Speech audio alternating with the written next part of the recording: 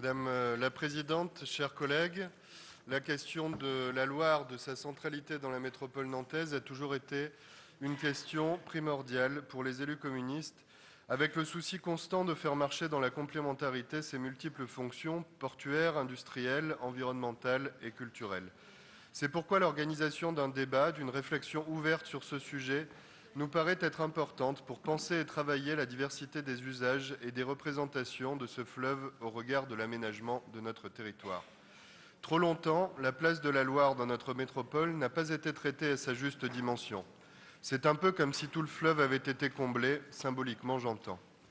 Beaucoup a été entrepris depuis quelques années, je pense notamment aux différents projets menés sur l'île de Nantes, à l'accessibilité des berges, à la valorisation du patrimoine industriel des anciens chantiers navals, ou encore au mémorial de l'abolition de l'esclavage qui permet à Nantes de regarder son passé en face. Avec la délibération que nous nous apprêtons à voter aujourd'hui, l'occasion nous est donnée de poursuivre ce travail et de redonner à la Loire sa juste place dans l'aménagement de notre territoire et de mettre à terme en place de nouvelles politiques d'aménagement qui en seront une des artères primordiales de notre métropole.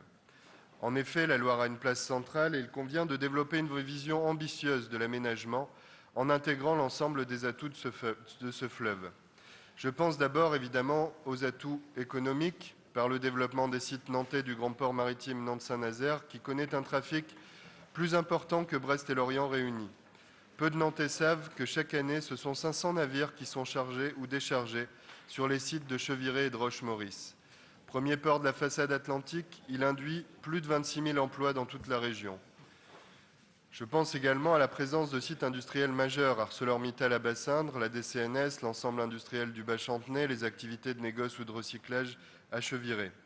Se pose à nous, élus, la question de la dynamisation de ce territoire ligérien et de ses richesses industrielles à l'heure où l'emploi, sa pérennisation, son développement doivent être des préoccupations majeures.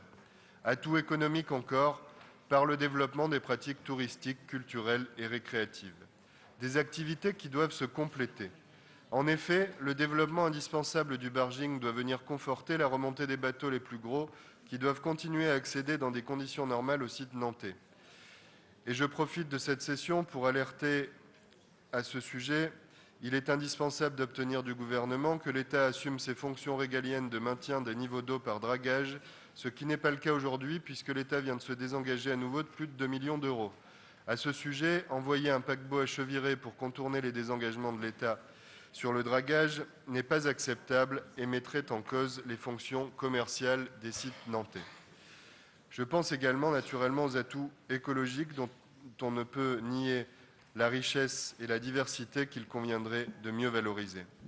Le fleuve, c'est également la problématique des transports et de la mobilité, avec des questions centrales comme le franchissement de la Loire, la complémentarité des modes de transport fluviaux, rails, routes, l'accès aux services publics et je pense tout naturellement à l'accès au nouveau CHU sur l'île de Nantes et aux possibilités de barging qui peuvent se développer dans les différentes phases de sa réalisation, de déconstruction puis d'usage. Et évidemment, à la navigation de plaisance. Chacune de ces composantes, économiques, écologiques, touristiques, culturelles, de mobilité, d'habitat, doivent pouvoir se développer et s'enrichir les unes les autres.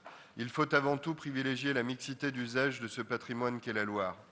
Il paraît évident que les enjeux que je viens d'évoquer concernent l'ensemble de la population métropolitaine, habitants, salariés, usagers, acteurs économiques, associatifs, syndicaux.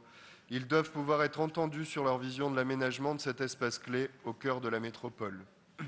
Toutefois, il convient que ce débat, comme nous nous y engageons dans la délibération, ne soit pas celui des seuls experts, mais un véritable débat citoyen qui permette aux habitants de la métropole, mais aussi aux acteurs portuaires, aux entreprises, de s'approprier un des grands projets transversaux de leur territoire, dans une logique de complémentarité entre les différentes activités.